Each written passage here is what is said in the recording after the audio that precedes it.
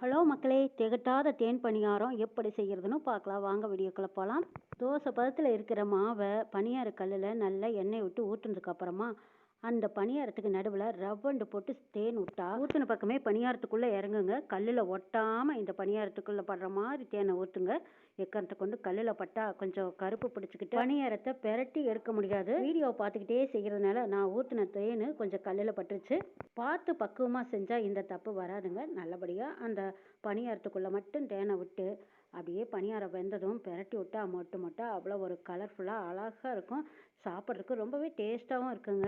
7 மாதத்து குழந்தையிலேருந்து சாப்பிட ஆரம்பித்த குழந்தைங்களுக்கு இந்த தேன் கலந்த பணியாரத்தை கொடுத்தா பேசுறதுக்கு நாக்கு நல்லா சுழண்டு வருங்க. தனியாக தேன் கொடுத்தா குழந்தைங்களுக்கு பொறையேறிடும். தேன் பணியாரம் சாப்பிட்றதுனால அல்சர் குணமாகறதுக்கு நிறைய வாய்ப்பு இருக்குது. திகட்டாத தேன் பணியாரம் சுவையான ருசியில் பசிக்காகவும் ருசிக்காகவும் செஞ்சுருக்கிற இந்த பணியாரம் இப்போ ரெடியாக இருக்குங்க.